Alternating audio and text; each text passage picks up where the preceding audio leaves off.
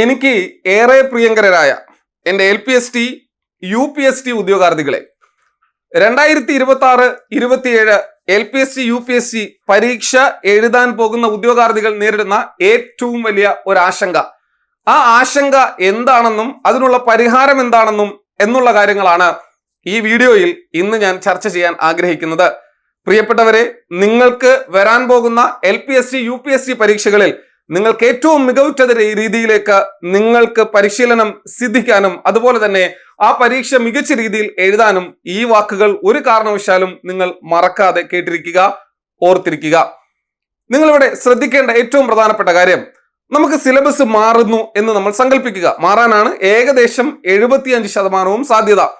Syllabus മാറുകയാണ് എങ്കിൽ ആ സിലബസ് വരുമ്പോൾ മാത്രം പഠിക്കാനിരിക്കുന്നത് എത്രത്തോളം വിഡ്ഢിത്തരമാണ് എന്ന് നിങ്ങൾക്കറിയാം, എനിക്കും അറിയാം.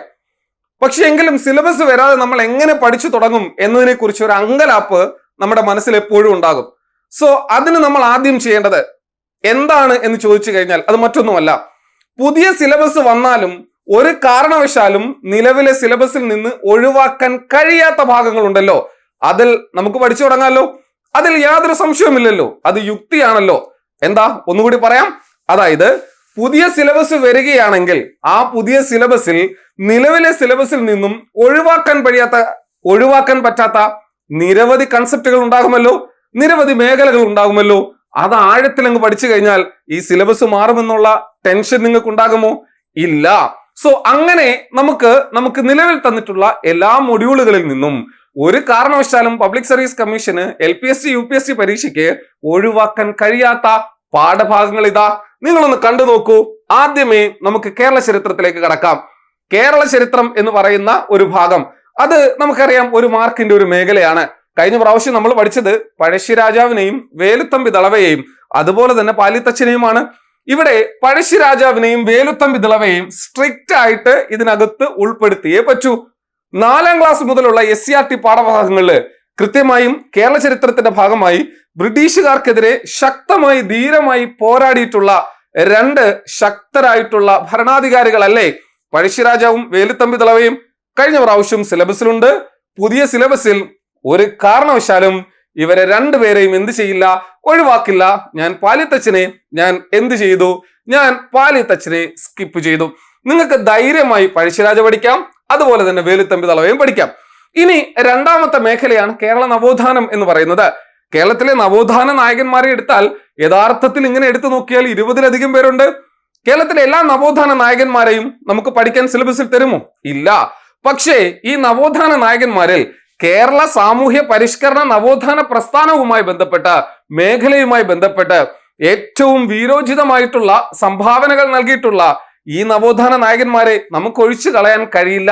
ഇത് പബ്ലിക് സർവീസ് കമ്മീഷൻ നടത്തുന്ന എല്ലാ പരീക്ഷകൾക്കും ഉൾപ്പെടുത്തുന്നതാണ്. അതുകൊണ്ട് അങ്ങനെ പ്രമുഖരായിട്ടുള്ള ആ നവോത്ഥാന നായകന്മാരെ നമുക്കൊന്ന് നോക്കാലോ. നിങ്ങൾക്ക് എപ്പോഴും സുപരിചിതമായ പദമല്ലേ ചട്ടമ്പി സ്വാമികൾ, അതുപോലെ തന്നെ ശ്രീനാരായണ ഗുരു, അതുപോലെ തന്നെ അയ്യങ്കാളി, അതുപോലെ തന്നെ വക്കം അബ്ദുൽ ഖാദർ മൗലവി, അതുപോലെ തന്നെ വാഗ്ഭടാനന്ദൻ, അതുപോലെ തന്നെ പണ്ഡിറ്റ് KP കറുപ്പൻ. ഇത് ഞാൻ പറയുമ്പോൾ തന്നെ നിങ്ങൾക്ക് വളരെയധികം ഫെമിലിയർ ആയിട്ടുള്ള പേരുകളല്ലേ. ഇത് ഒഴിവാക്കാൻ കഴിയുമോ?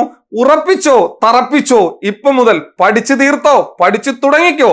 ഒരു കാരണവശാലും ഈ നവോത്ഥാന നായകന്മാരെ നമുക്ക് ഒഴിവാക്കാൻ കഴിയില്ല. അപ്പോൾ സിലബസ് മാറുമോ ഇല്ലയോ എന്ന ആശങ്കയ്ക്ക് പകരം ഇതങ്ങ് പഠിച്ചു വെക്കുന്നതല്ലേ ഏറ്റവും ഉചിതം. നമുക്ക് അടുത്ത മേഖല നോക്കാം. ദേശീയ പ്രസ്ഥാനം. കേരളത്തിലെ ദേശീയ പ്രസ്ഥാനം ഇന്ത്യയുടെ സ്വാതന്ത്ര്യ സമരവുമായി ബന്ധപ്പെട്ട് ഇന്ത്യയിൽ നിരവധി ദേശീയ പ്രസ്ഥാനങ്ങൾ ഉണ്ടായിട്ടുണ്ട്. പ്രാദേശികമായ അസമത്വങ്ങളുമായി ബന്ധപ്പെട്ട് ഇന്ത്യയിൽ നിരവധി ദേശീയ പ്രസ്ഥാനങ്ങൾ ഉണ്ടായിട്ടുണ്ട്. സോ നമുക്ക് നോക്കാം. മലയാളി മെമ്മോറിയൽ നമ്മുടെ സ്വന്തമല്ലേ? ഈഴവ മെമ്മോറിയൽ സ്വന്തമല്ലേ? നിവർത്തന പ്രക്ഷോഭം സ്വന്തമല്ലേ? മലബാർ കലാപം സ്വന്തമല്ലേ? ഉപ്പു സത്യാഗ്രഹം, മലബാർ കലാപവും ഉപ്പു സത്യാഗ്രഹവും നിവർത്തന പ്രക്ഷോഭവും അതുപോലെ തന്നെ മലയാളി മെമ്മോറിയലും ഈഴവ മെമ്മോറിയലൊന്നും ഒരു കാരണവശാലും ഒഴിവാക്കില്ല. സിലബസ് എടുത്ത് വെച്ച് നിങ്ങൾ നോക്കൂ. എന്നിട്ട് ഞാൻ സ്കിപ്പ് ചെയ്ത പോർഷൻസിനെ സെക്കൻഡറി ആയിട്ട് കാണൂ. എന്നിട്ട് ഞാൻ ഇതിനകത്ത് കൊടുത്തിരിക്കുന്ന പോർഷൻസിനെ പ്രൈമറി ആയിട്ട് നിങ്ങൾ പഠിച്ചോ. ഒരു സംശയം വേണ്ട, ധൈര്യമായിട്ടിരിക്കും മക്കളെ. ഇന്ത്യൻ സ്വാതന്ത്ര്യ സമരത്തില് ഇന്ത്യൻ നാഷണൽ കോൺഗ്രസ്, മഹാത്മാഗാന്ധിജി ഇല്ലാത്തൊരു സിലബസ് ഉണ്ടോ? ഇന്ത്യൻ സ്വാതന്ത്ര്യ സമരവുമായി ബന്ധപ്പെട്ട ഭാഗങ്ങളില്ലാത്ത സിലബസ് ഉണ്ടോ? 1885 INC-യുടെ രൂപീകരണം മുതൽ 1947 വരെയുള്ള ഇന്ത്യൻ സ്വാതന്ത്ര്യ സമരത്തെ ചരിത്രത്തെ പഠിക്കുമ്പോൾ അതിനകത്തും മഹാത്മാഗാന്ധിജി ഉണ്ട് എന്നുള്ള കാര്യം മനസ്സിലാക്കുക. ഏതെങ്കിലും ഒരു അധ്യാപക തസ്തികയിൽ, പ്രത്യേകിച്ച് LPSC, UPSC അല്ലെങ്കിൽ സോഷ്യൽ സയൻസ് പോലെയുള്ള ഹൈസ്കൂൾ തസ്തികകളിൽ ഇന്ത്യൻ സ്വാതന്ത്ര്യ സമരം ഇല്ലാത്ത ഒരു പരീക്ഷ നിങ്ങൾക്കൊന്ന് കാണിച്ചു തരാൻ കഴിയുമോ? ഇല്ല. അതുകൊണ്ട് അതും ഇത്രത്തോളം ഇമ്പോർട്ടന്റ് ആണ്. ഇനി നമുക്ക് അഞ്ചാമത്തെ ഭാഗമായിട്ട് വരുന്നത് ഇന്ത്യ ആഫ്റ്റർ ഇൻഡിപെൻഡൻസ്, സ്വാതന്ത്ര്യാനന്തര ഇന്ത്യ എന്ന് പറയുന്ന ഒരു ഭാഗമാണ്. ഇന്ത്യൻ സ്വാതന്ത്ര്യാനന്തര ഇന്ത്യയില് ശാസ്ത്ര മേഖലയിലുള്ള പുരോഗതികൾ നമുക്ക് വേണം. സ്വതന്ത്രാനന്തര ഇന്ത്യയില് വിദ്യാഭ്യാസ മേഖലയിലുള്ള ഇന്ത്യയുടെ പുരോഗതികൾ വേണം. സ്വതന്ത്രാനന്തര ഇന്ത്യയില് ഗവേഷണ മേഖലയിലുള്ള ഇന്ത്യയുടെ പുരോഗതി വേണം, ഗവേഷണ മേഖലയിൽ വേണം. സ്വതന്ത്രാനന്തര ഇന്ത്യയില് ബഹിരാകാശ ഗവേഷണ രംഗത്ത് ഏറ്റവും പ്രധാനപ്പെട്ട മേഖലകൾ വേണം. ഇത് സോഷ്യൽ സയൻസ് ഭാഗം മാത്രമല്ല, ഇത് സയൻസ് ഭാഗം കൂടി ചേരുന്നതാണ്. മക്കളെ മനസ്സിലാക്കണം, ഇതില്ലാതെ LPSC UPSC സിലബസ് ഇല്ല. പരിഷ്കരിക്കാനാണ് സാധ്യത എന്ന് നേരത്തെ പറഞ്ഞു. പരിഷ്കരിക്കുന്ന സിലബസിൽ ഇതില്ലാതെ ഒരു കാരണവശാലും നിങ്ങൾക്ക് മറ്റൊരു ടോപ്പിക്ക് കാണാൻ കഴിയില്ല. നോക്കേ, ലോകചരിത്രത്തിൽ ഞാൻ വേറെ ഒന്നും ഉൾപ്പെടുത്തിയിട്ടില്ല. ഇന്ത്യയുടെ തനത് സംസ്കാരം എന്ന് നമുക്ക് വിശേഷിപ്പിക്കാൻ കഴിയുന്ന സപ്തസൈന്ധവ പ്രദേശങ്ങളിൽ ഉണ്ടായിരുന്ന ഇന്ത്യയുടെ സിന്ധു നദീതട സംസ്കാരം, ഇൻഡസ് വാലി സിവിലൈസേഷൻ, ഹാരപ്പൻ സംസ്കാരം, ഇത് മൂന്നും ഒന്നാണെന്ന് നിങ്ങൾക്കറിയാം. അപ്പോൾ ഈ ഹാരപ്പൻ സംസ്കാരം, ലോക ചരിത്രവുമായി ബന്ധപ്പെട്ട് ഹാരപ്പൻ സംസ്കാരം നമ്മൾ പറയുന്നു. ഇനി ചിലപ്പോൾ ഇതിനകത്ത് വരാൻ സാധ്യതയുള്ളതാണ് മെസപ്പൊട്ടോമിയൻ സംസ്കാരം, ഈജിപ്ഷ്യൻ സംസ്കാരം.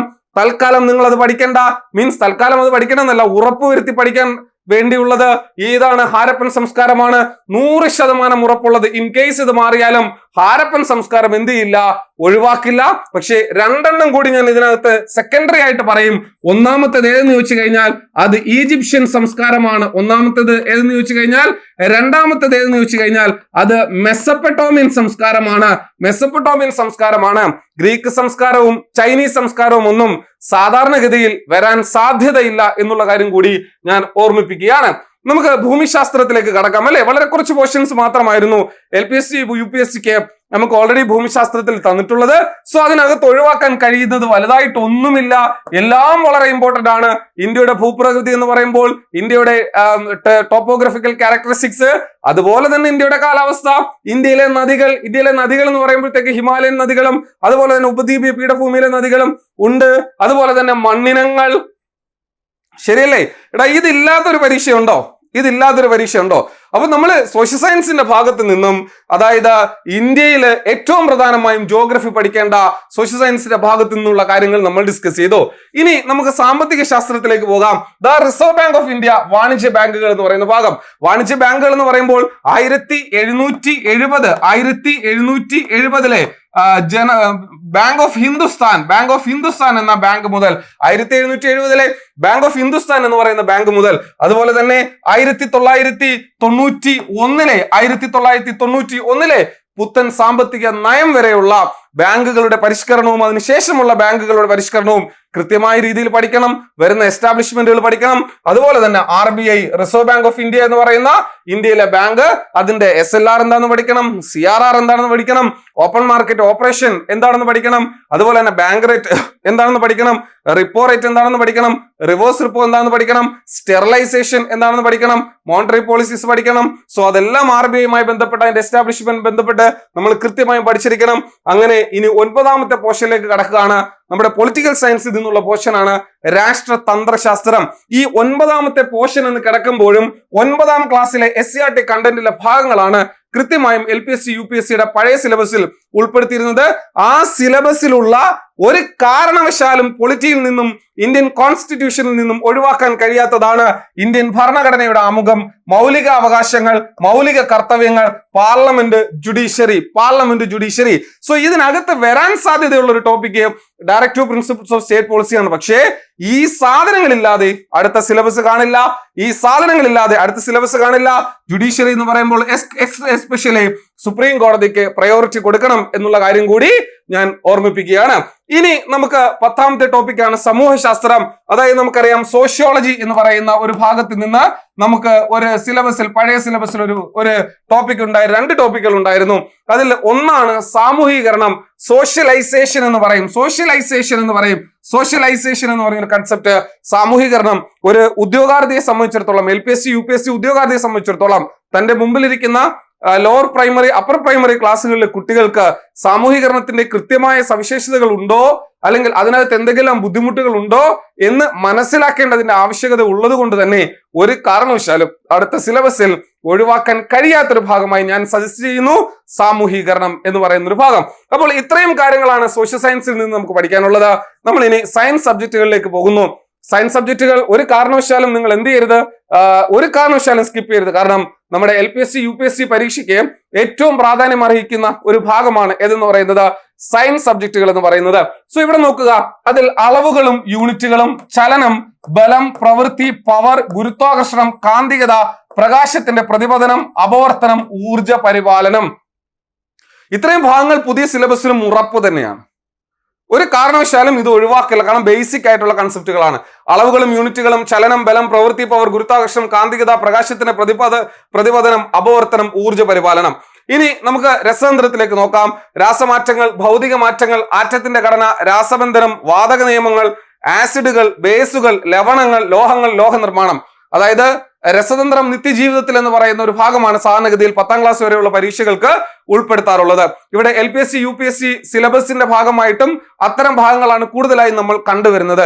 അതുകൊണ്ട് ഇതെല്ലാം ഒരു ഉദ്യോഗാർത്ഥിയും അതുപോലെ തന്നെ വിദ്യാർത്ഥികളും കൃത്യമായി മനസ്സിലാക്കേണ്ട ഒരു ഭാഗമായതുകൊണ്ട് തന്നെ ഇത്തരം കാര്യങ്ങൾ രസതന്ത്രത്തിൽ നിന്നും ഒഴിവാക്കുകയില്ല. ഇനി ജീവശാസ്ത്രത്തിലേക്ക് നോക്കിയേ. കോശങ്ങളുടെ ഘടന, കലകൾ, പരിസ്ഥിതി വർഗീകരണം, പ്രകാശ സംശ്ലേഷണം, ദഹന വ്യവസ്ഥ, ഇന്ദ്രിയങ്ങൾ, രോഗങ്ങളും ആരോഗ്യ പരിപാലനവും, വൈറ്റമിനുകൾ, മിനറലുകൾ, എൻസൈമുകൾ, ഹോർമോണുകൾ, ഇതും നിത്യജീവിതവുമായി ബന്ധപ്പെട്ട ബയോളജിയുടെ ഭാഗമാണ്. സോ ഒരു കാരണവശാലും ഇത്തരം ഭാഗങ്ങൾ നിങ്ങൾക്ക് ഒഴിവാക്കാൻ കഴിയില്ല. പുതിയ സിലബസ് ഏത് തരത്തിൽ വന്നാലും ഒരു കാരണവശാലും ഇത്തരം ഭാഗങ്ങൾ എന്ത് ചെയ്യാൻ കഴിയില്ല, ഒഴിവാക്കാൻ കഴിയില്ല എന്ന കൃത്യമായ ധാരണ ഓരോരുത്തർക്കും വേണം.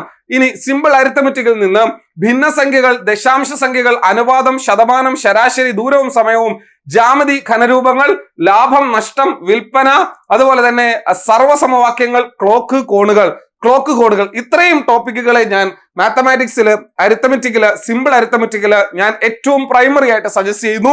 സോ ഇതിനകത്ത് വളരെ ഇമ്പോർട്ടന്റ് ആണ്. നിങ്ങൾക്ക് ഇവിടെ ശരാശരിയും അതുപോലെ തന്നെ ദൂരവും സമയവും ഒക്കെ നിങ്ങൾക്ക് ദശാംശ സംഖ്യകളുമാണ്. അതൊക്കെ നിങ്ങൾക്ക് കൃത്യമായും പഠിച്ച് മുന്നോട്ട് പോകാം. യാതൊരുവിധ പ്രശ്നങ്ങളും ഉണ്ടാകില്ല. ധൈര്യസമേതം നിങ്ങൾക്ക് പഠിക്കാം. ഇനി വിദ്യാഭ്യാസ മനഃശാസ്ത്രം വളരെ കോൺഫിഡന്റോടുകൂടി എനിക്ക് പറയാൻ പറ്റും, വളരെ അധികം ആധികാരികതയോടുകൂടി പറയാൻ പറ്റും പഠനത്തെക്കുറിച്ചുള്ള വിവിധ സമീപനങ്ങൾ. അതായത് നമുക്കറിയാം ഘടനാവാദം, ധർമ്മവാദം, അതുപോലെ തന്നെ സമഗ്രതാവാദം, അതുപോലെ തന്നെ വ്യവഹാരവാദം, അതുപോലെ തന്നെ ജ്ഞാനനിർമ്മിതിവാദം, അതായത് മാനവികതാവാദം, മനോവിശ്ലേഷണം തുടങ്ങിയുള്ള നിരവധി സമീപനങ്ങളുണ്ട് വിദ്യാഭ്യാസ മനഃശാസ്ത്രത്തില്. സോ ആ സമീപനങ്ങൾ നിങ്ങൾ പഠിക്കണം. അതുമായി ബന്ധപ്പെട്ട മനഃശാസ്ത്ര പരീക്ഷണങ്ങള് ഇവിടെ നോക്കുക. ബുദ്ധി, വികാസ തലങ്ങൾ, വികാസ തത്വങ്ങൾ, വൈജ്ഞാനിക വികാസമുണ്ട്, സാൻമാർഗിക വികാസമുണ്ട്, സാമൂഹിക വികാസമുണ്ട്. ഇതൊക്കെ ബന്ധപ്പെട്ട സൈക്കോളജിസ്റ്റുകളുണ്ട്, അവരുടെ പഠനങ്ങളുണ്ട്, അവരുടെ പരീക്ഷണങ്ങളുണ്ട്. ഇതെല്ലാം അതിനകത്ത് വരുന്നതാണ്.